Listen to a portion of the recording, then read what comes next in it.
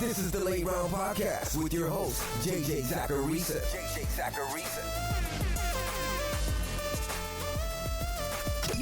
What's up, everyone? It's JJ Zacharisa, and in this episode 821 of the Late Round Fantasy Football Podcast, sponsored by FanDuel.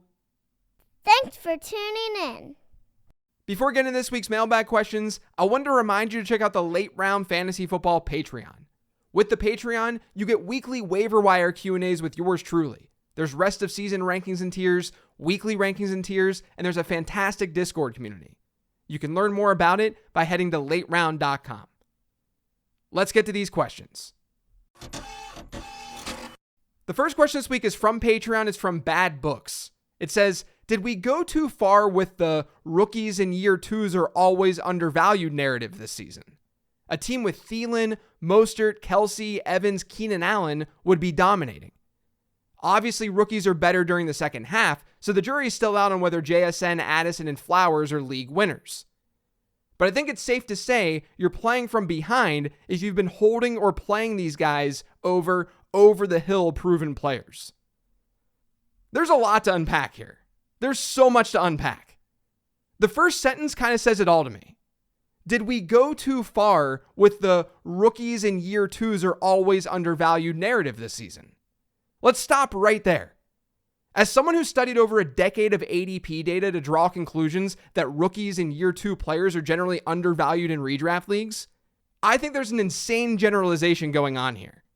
That generalization being that if you're targeting those types of players, then you're not targeting older players. At least with the stuff that I've researched, that couldn't be further from the truth.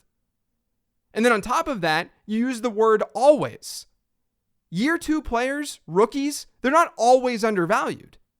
And anyone selling it that way, they're completely wrong. There's also a really big selection bias going on here. Maybe even a confirmation bias. Like, let's use your individual examples that you threw out there in this question.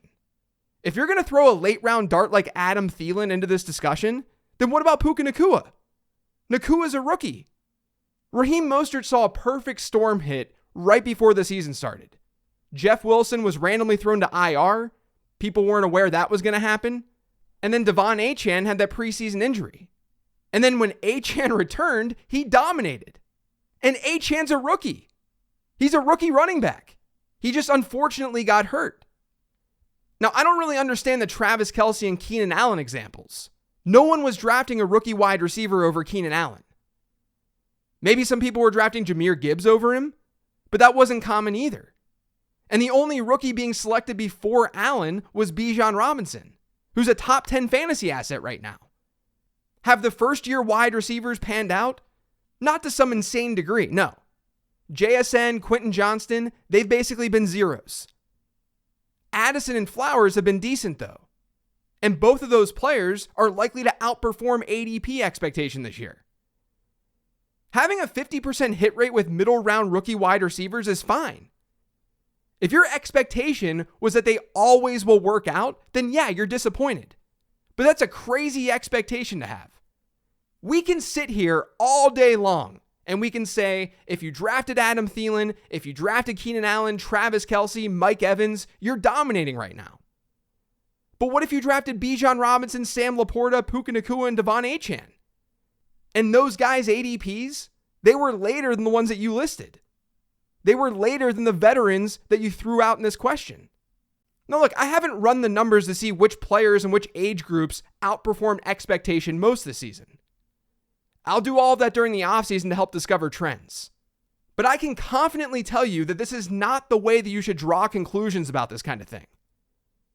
Those types of trends are just that, they're trends.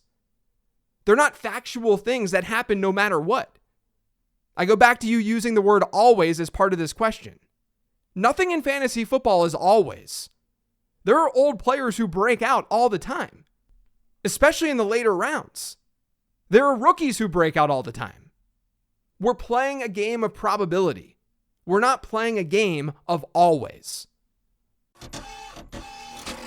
The next question is from Twitter. It's from @WithParks. It says, how are you viewing Tony Pollard moving forward? Seen a lot of concerns with his explosiveness, and the Cowboys' offense seems tough to project any kind of consistency.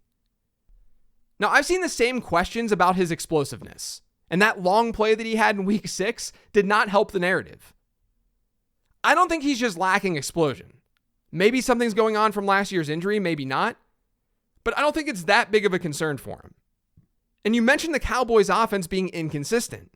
I think that's true from a results standpoint. But like I said with CeeDee Lamb on last week's 15 Transactions episode, they've had some really, really weird game scripts this year. Week 6 finally featured a game where that game script was kind of normal, which is not what we've seen from Dallas this year. And look what happened. Pollard finishes as the RB11 in PPR formats while seeing a season-high 83% running back rush share and a season-high 23% target share. His peripherals are still great. The main reason that he hasn't been better is touchdowns. He's only scored in 1 game this year. According to Pro Football Focus's expected touchdowns model, which looks at where these guys are seeing touches and how many touchdowns they should have based on those touches, according to that model, Pollard is the biggest regression candidate in football. He should have 5 more touchdowns than he currently has. And for the record, second on that list is Josh Jacobs. But Pollard should be fine in my opinion. My bigger concern is that according to my adjusted fantasy points allowed numbers, Dallas doesn't have the most friendly running back schedule from here on out. The passing schedule's great, but it's not amazing on the running back side. But Pollard's peripherals should keep him as an RB1. The next question is from Patreon. It's from Sam. It says, "Hey JJ, I was wondering what should be the best plan of action if you were the highest scoring team and also have the highest points against. Because of this, I'm 2-4 and 3-3 in 2 leagues where I lead the league in scoring, but also in points against. Should I make moves or stand pat and hope the wins come in? Thank you for all your hard work." So I get this question multiple times every year. I see people freak out when they have good teams but their records don't reflect it. But you can't control your points against. It's why there are all play leagues out there where you play each team each week. And why there are leagues where you play against a league median each week too. The thing that you can actually control is clearly going well. You're scoring a lot of points.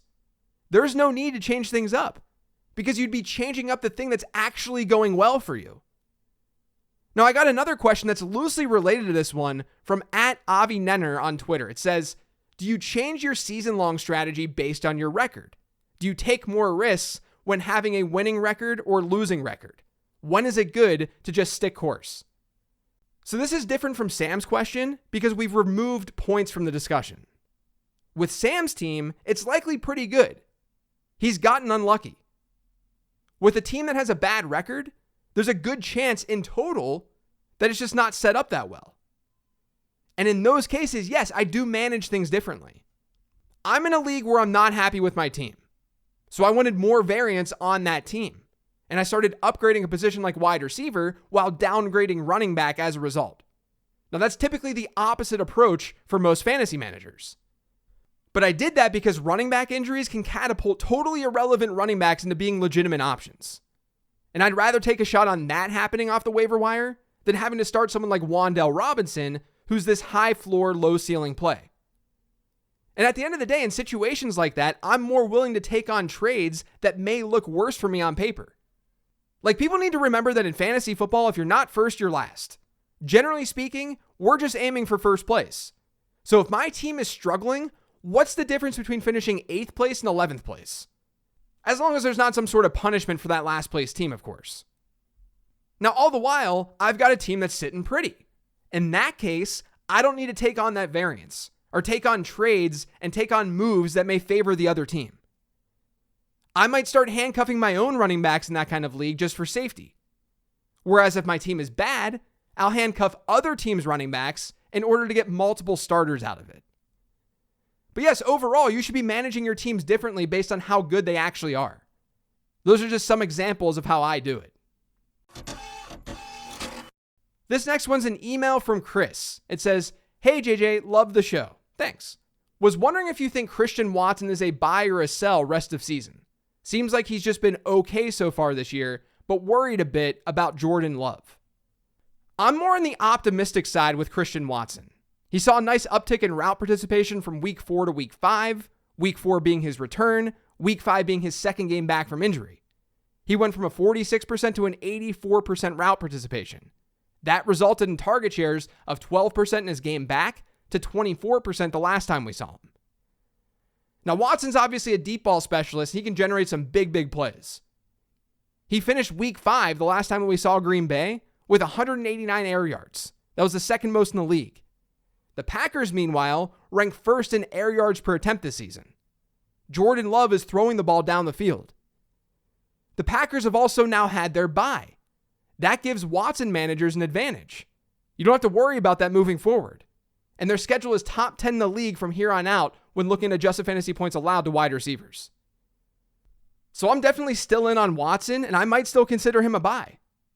I know in my rest of season rankings, I was higher than consensus on him. So that's where I stand right now.